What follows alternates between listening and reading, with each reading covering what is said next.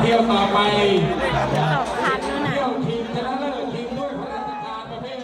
ปลูกข้าวน้ำเลิศน้ำการตรงนี้พระดีคนดีเรือดีพระนครศรี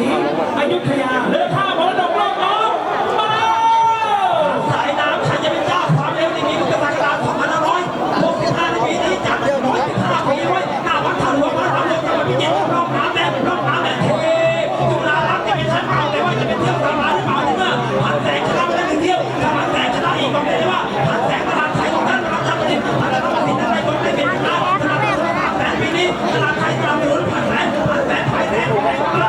สงไฟแดงด้วยแต่จะหนีได้ตลอดปลอดภัย650 เมตรเขาว่ากันว่าวันนี้พันแสงแดงจากชั้นหนึ่งเล่นได้ตอนนี้เครื่องไม่รอดไม่มีการเอวไม่มีการเบาเพราะว่าสนับสนุนตลาดไทยเดินไหนก็ได้เรือคุณก็ได้ผ่านพลังเปอร์เซ็นต์ดูรอบด้านเท่านั้นนะครับเที่ยวแรกคนใช้เที่ยวแรกคนใช้ไปแล้ว1 เที่ยวดูซิว่าเที่ยวนี้เพชรตุลาลักษณ์จะไปเขาเรือซ้ำจะไปเอาใจของที่บ้านจะเขาเรือซ้ำแต่ดูซิว่าจะไปเอาเขาเรือซ้ำทันหรือ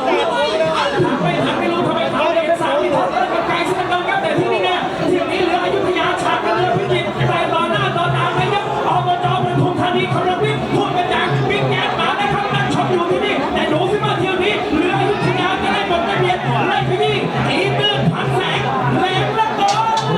พันแสงได้แรงขนาดไหน